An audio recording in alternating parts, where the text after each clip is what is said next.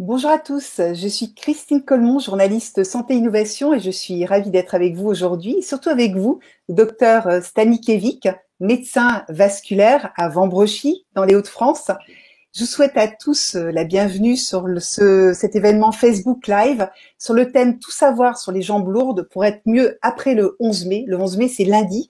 Et comme vous le savez, on a vécu donc 8 longues semaines de confinement. Et ceci pour éviter de faire circuler le virus Covid-19.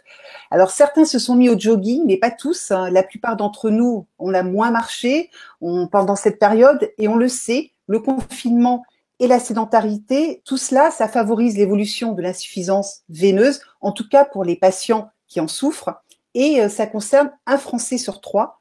Mais avant de rentrer dans le vif du sujet, quelques informations techniques sur ce Facebook Live. Si vous souhaitez poser vos questions, surtout posez-les par écrit et dans le commentaire en haut de l'écran à comments, live comments, et n'hésitez pas à partager le lien donc de ce Facebook Live, et sachez que cette conférence va être enregistrée, et si vous souhaitez la rediffuser, la re-regarder et évidemment la partager, n'hésitez pas, surtout pas.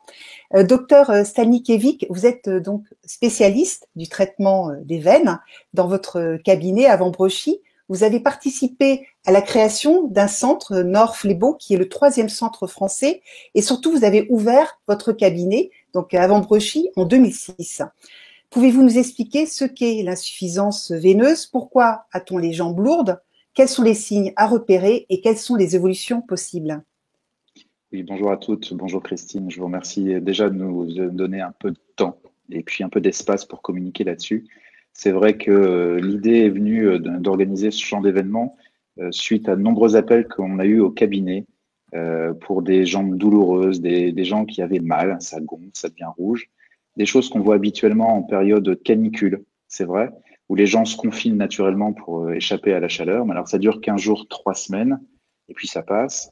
Et surtout, on a eu une vraie rupture du lien social et du lien médical là pendant 8 semaines. Ça a duré beaucoup plus longtemps et ça a généré beaucoup d'inquiétudes en fait. C'est souvent effectivement des gens qu'on doit simplement rassurer.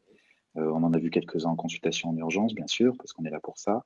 Mais voilà, l'idée c'était vraiment de faire passer les messages et d'expliquer ce qui se passe pour mieux comprendre, pour mieux l'appréhender et puis aussi pour pouvoir mettre en place les mesures de prévention qui vont être importantes. Parce que d'un point de vue technique aussi, à cause des contingences du Covid, on ne va pas pouvoir forcément retraiter tout le monde partout. Certains blocs opératoires risquent de rester fermés pour être à disposition, pour les matériels, etc. Donc la prévention va être extrêmement importante dans les semaines et dans les mois qui viennent, c'est sûr. Alors, je ne vais pas vous faire un cours de médecine, mais on va faire un petit éventail pratique de ce qu'est l'insuffisance veineuse pour comprendre pourquoi on vous demande les mesures de prévention et pourquoi on gère la veine de la manière dont on le fait aujourd'hui.